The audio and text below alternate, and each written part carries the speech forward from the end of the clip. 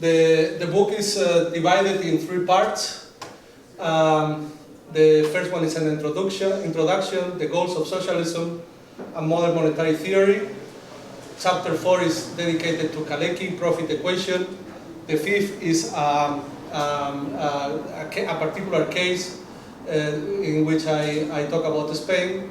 Then I talk about the conclusions of the book, and the 3rd one is called Euro delendus est. It's a selection of articles that I have been writing over the years, because the idea of fiat socialism has been developed through a lot of articles, and I think they are very useful to understand the concept of fiat socialism.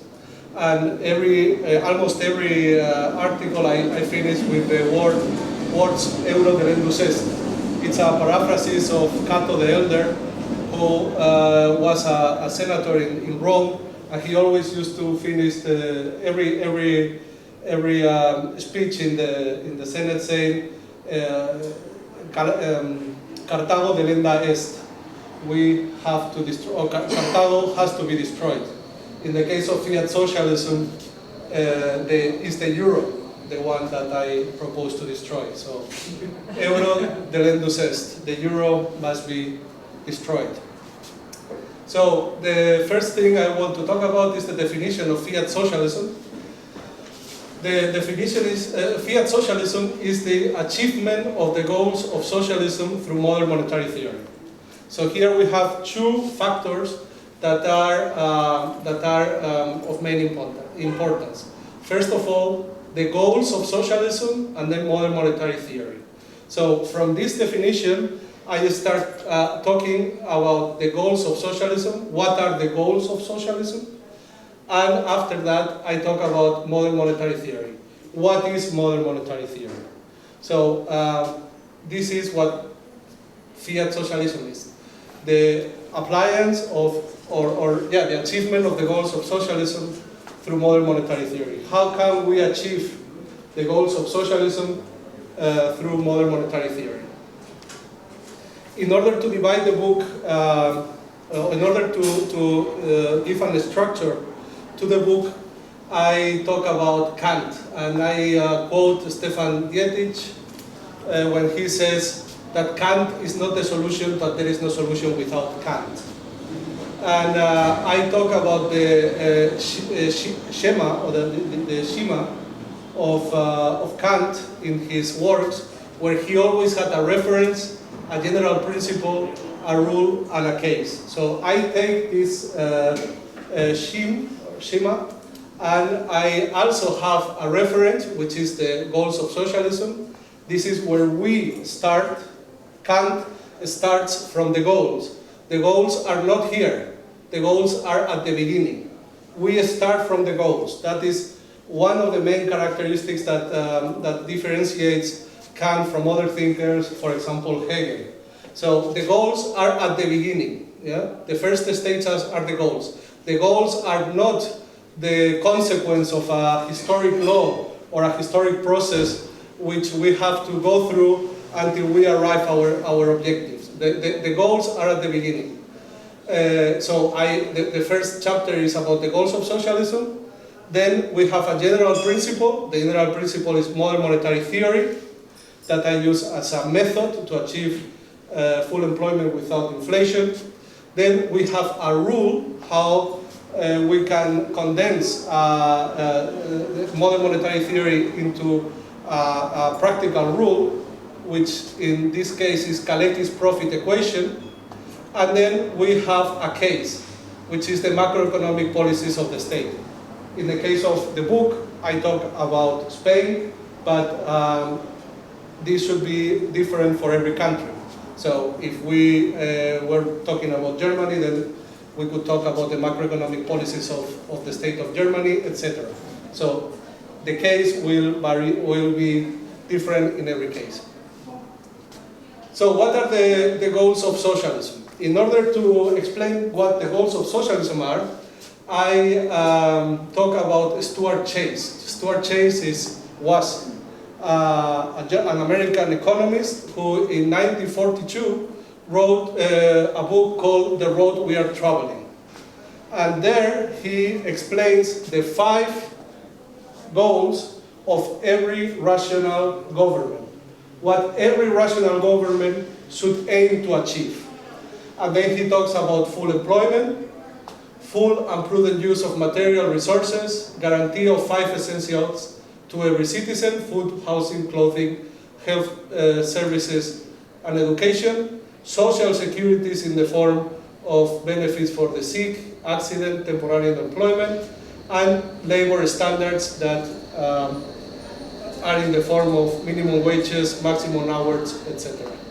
So what Stuart Chase identifies as the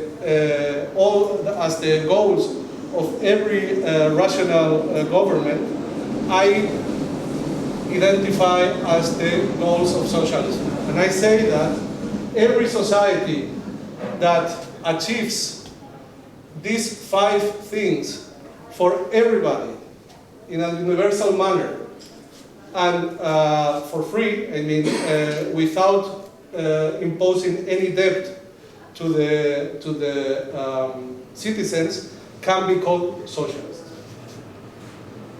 As you can see in this schema, I don't talk about the ownership of the production of means. I will talk about that later, and I will say that the size of the private sector should be decided democratically. What do we want that the government does, and what do we want that the private government does? But that comes afterwards.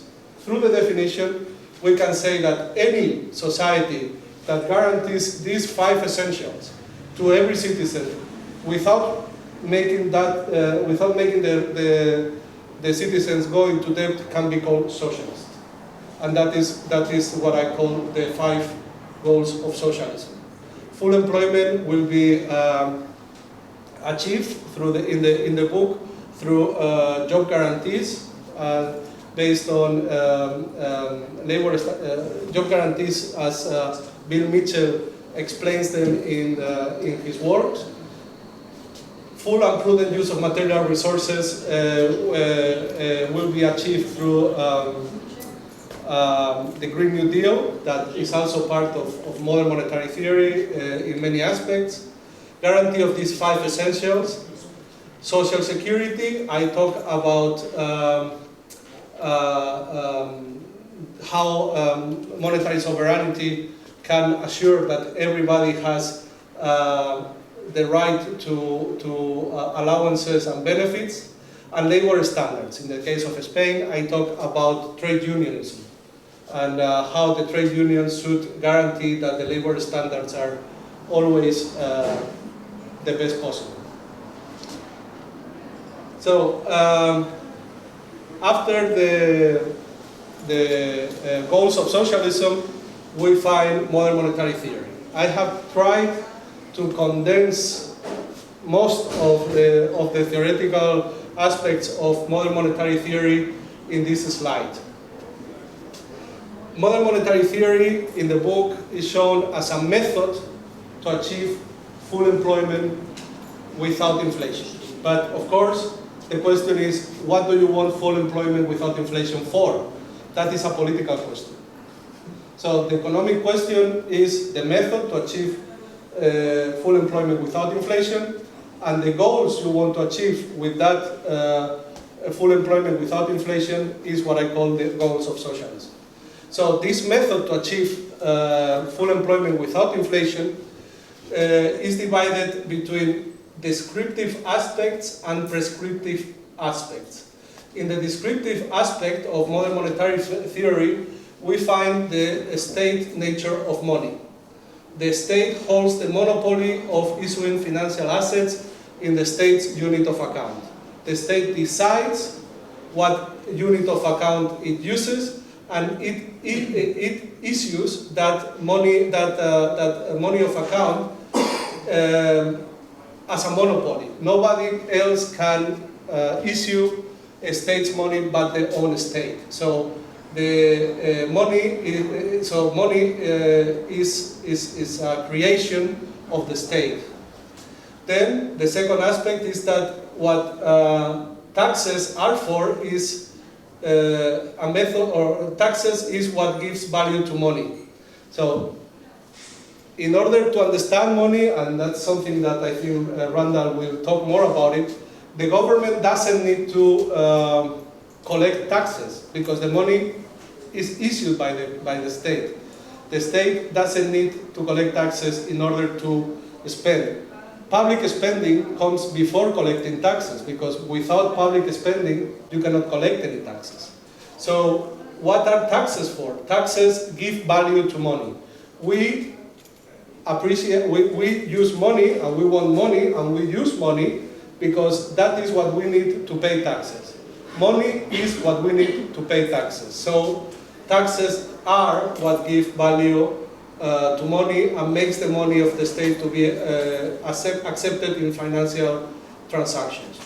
Number three, the state money as a means of supplying the state. The state can acquire whatever is on sale in its own currency. Why? Because the state cannot run out of its own currency. The state can always create more money. Money takes the form of keystrokes in the central bank, so the state can never run out of money, so it can supply itself. The money can buy everything that is on sale in its own money, including, as we will see, the labor force that has not been employed in the private sector or in the permanent public sector. And number four, as in the descriptive aspects of MMT, we find the endogeneity of money. The creation of money is determined by the productive activity itself and by the need for money to finance production. Contrary to the assertion of monetarism, the central bank cannot control the money supply. It is in the economic cycle that the amount of money, the money supply, is decided. So once you go to a bank and you propose a business, it depends of the decision of the bank to give you that loan or not, what decides the money creation. So it is not a variable controlled by the central bank, like the monetarism says, but it is in function. It comes, as a variable of the own economic cycle. And then we have the prescriptive aspect of modern monetary theory, where we find monetary policy, and we say that the interest rate is fixed by the central bank, so it is not the market forces, but the central bank who decides what interest rate we have.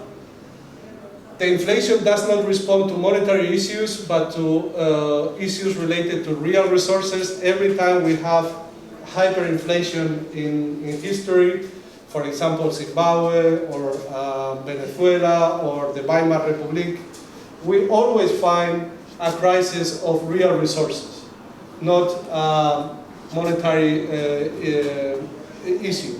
No? So it is the crisis in the crisis of real resources what creates inflation. Inflation is not a monetary issue. And modern monetary theory also defends ZIRP, zero interest rate policy. What also Randall Wray has explained in many of his books is that we have a trilemma. That every government that issues its own money has to face a trilemma. You can decide the interest rate. You can impose capital controls, and you can decide what kind of exchange rate you want to have. From these three aspects, the exchange rate, the interest rate, and the capital controls, you can decide only two, not three. No? So from these three, you can only fix two. And the two variables that modern monetary theory defends to fix is the exchange rate to zero. We defend a zero interest rate policy and floating exchange rates, as we can find here, you know. And so the floating, so we don't fix the exchange rates. We let the exchange rates to float. We just decide what the interest rate should be. And in the case of modern monetary theory, we talk about zero interest rate policy. And then, if you need to impose capital controls, you can always do that. And in the fiscal policy, we find that MMT gives top priority to the role of fiscal policy because they are the policies that work. Fiscal policies are much more reliable and much more useful than monetary policies. And we also say that more public spending is what causes a bigger production, not the other way around like monetarism says, which says you have to first produce in order to be able to spend more. Well, it's the other way around. More public spending means more production, not the other way around. So these are the main aspects, in my opinion, of modern monetary theory. That, as I say, it's a method to achieve full employment without inflation. So, excellent. Thank you. So the equation, Kalecki's profit equation, is a very important topic in the book because it introduces it introduces a solution to the problem of the realizations of profits, which is a problem that Karl Marx was not able to solve in the second volume of Capital. In the second volume of Capital, he uses this equation where V is the value of production, C is constant capital, V is the replacement of variable capital or wages, and S is the surplus. But in this equation, we cannot explain where do the profits come from. Marx says in Capital that the capitalists can only extract from the economic cycle the investment that they have prior put into the economic cycle. Well, if that is the case, where does the constant capital come from? And not only that, where does the investment of the capital constant come through history? We find that the expenditure and investment in technology and in machines is always growing. So where do the capitalists find the money to finance these developments when they can only extract from the economic cycle what they have put in? That is something that he cannot explain. But Kalecki solves this problem with his equation. His equation is net profits of the capitalists equal investment in fixed capital, capitalist consumption, public deficit minus work and service plus position of the trade balance. All of them have been established by Marx in Capital, but public deficit. The public deficit is something that Marx doesn't explain or doesn't introduce in Capital. And it is precisely the public deficit, the capacity of the public sector to create money and therefore make the investment bigger inside of the economy that explains where does the money come from in order to finance the constant capital. That, as we say, it's always bigger and bigger. So with the introduction of public deficits, Kalecki solves the problem of realization of profits. And not only that, we find that in Kalecki's works, he also introduces aggregate demand, as Keynes. Keynes also introduced aggregate demand. But for Keynes, the main problem with the lack of aggregate demand was the lack of investment. But for Kalecki, the main problem with the lack of aggregate demand was the inadequate levels of consumption among the working class. So for Keynes, if you have unemployment of resources, human or material, it's because you are not investing enough, you are not spending enough. But so you have to create aggregate demand. But for Kalecki, the main problem is not the lack of investment, but the levels of consumption among the working class. That's why probably he was called the Keynes of socialism. And it's always a discussion that is still going on. Who was the first one to introduce aggregate demand? Keynes of Kalecki. They met each other, and that's an issue that is not clear. The second aspect why I also think that Kalecki is very important is because he says that the workers should have the right to produce what they wish to produce. In other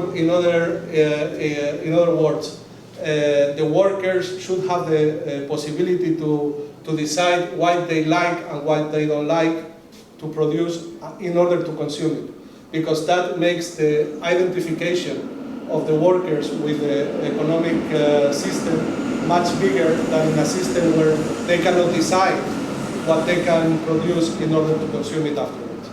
So that was a problem, for example, in the socialist countries, where people didn't feel very much attached to socialism because they were not able to produce what they wanted to consume. And we found that in capitalism that identification was much bigger. So for Kalecki said that the workers should have the possibility to produce whatever they want to consume. Then we come to the case of Spain, so the last part of the book. And in the book, I talk about the specific policies that Fiat Socialism would apply in Spain. And the first one, and the most important one, is monetary sovereignty. Randall Wray wrote a book called MMT Premier, Modern Money Premier, which was a handbook for sovereign monetary systems. There is no modern monetary theory without monetary sovereignty. The only rigidity that modern monetary theory imposes is monetary sovereignty. So monetary sovereignty is fundamental. If we don't have monetary sovereignty, we cannot talk about modern monetary theory. So the first part of the book, of the chapter, is called Exiting the Euro, and I explain the proposal by Warren Mosler and Pinkerton of 2015, where they explain what would be the best way for Spain to leave the euro. And they propose five steps. Warren Mosler talked about new peseta. That is a name I don't like. I would like maybe duro. The duro, when I was a child, was 5 pesetas. It was a very nice coin. Or maybe the Spanish peso. Or in the book I talk about the laborable. The laborable is also a name that I really like. So the first one would be to tax and spend in new currency only. The second one is no deposit conversion to sustain a firm and stable currency. The third step would be full insurance for bank deposits in the new currency, a permanent 0% risk-free rate policy, and the Bank of Spain would offer a full-time transition job for anyone willing and able to work, what we call a job guarantee.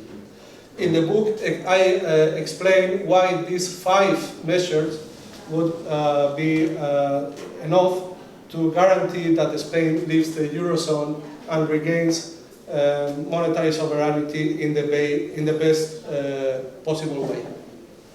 So the conclusions of the book could be summarized maybe in 5 points. The first one is that the fundamental question of communism or socialism is not who owns the means of production, but who has access to what sort of things and under what conditions.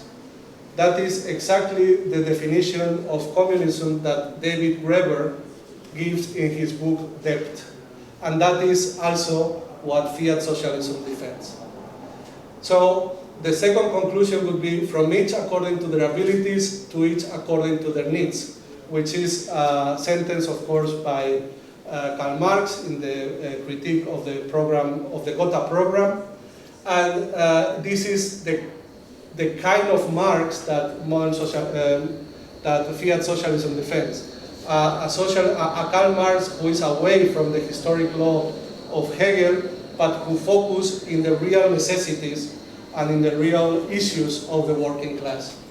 The third conclusion would be that the goals of socialism serve as a reference and a starting point, not as an end point of a historical law. Again, we have started our analysis from the goals that we want to achieve. That is where we have to start.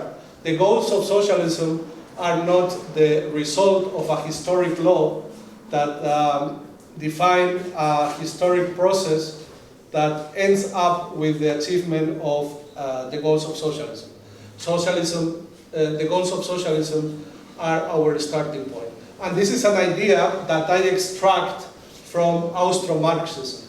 Austro-Marxism was a political option that was born in Austria with persons like Hilferding, Otto Bauer, and Adler, and they also proposed this. No? The goals of socialism are our starting point, following Kant's work. So Austro-Marxism, which also created what back then was called the Second and a Half International, is what I propose, Austro-Marxism. And I also say in the fourth point that at most only one of these two laws can be correct, since they are mutually exclusive. We can state them as follows. Marx's law of the tendency of rate of profit to fall, which says that every economic system based on private ownership of the means of production is inevitably destined to collapse. And Morsley's law, which says that there is no financial crisis deep enough that it cannot be overcome by means of increased public spending and or a decrease in the tax burden. In the face of these two laws, Fiat Socialism chooses Moore's law.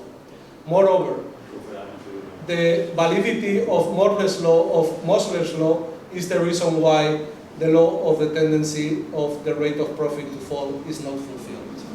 So between these two laws, we choose Morsley's law.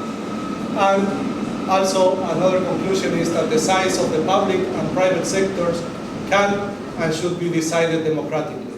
Allowing the private ownership of the means of production doesn't mean that the economic system is going to collapse, because we have the public spending that Kalecki explains us. So the size of the public and private sectors can and should be decided democratically.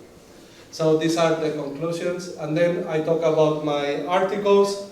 Here are the articles. This is a selection of them. In the book we can find 20 articles. And we start from the most recent article and we go to the oldest article. This article was written by me many years ago, but you can already see that I was back then thinking about how to promote this idea. So the amount of modern monetary theory and fiat socialism in these articles is bigger in the first articles, and it goes down with the other articles. For example, I also put the prologue to modern money theory, the prologue I wrote for Randall's book. So in the last article of the book, which is the first article in the book, but the last one I wrote, a practical exercise for the reconstruction of the left, I condense the proposal of Fiat Socialism as follows. First, convert the following variables into endogenous variables of the economic cycle. Guaranteed and permanent full employment through job guarantees based on employment buffer stocks, defended by modern monetary theory and Bill Mitchell. Full and prudent use of natural resources, Green New Deal. Guarantee to every citizen of food, shelter, clothing, health services, and education. Social security in the forms of pension and subsidies. And guarantee of decent labor standards through trade unionism. And the second point is allow citizens to decide which variables should be endogenous or exogenous in the economic cycle by democratically deciding the extent of private participation in the economy. So this is more or less condensation of what I explained in the book. Thank you very much.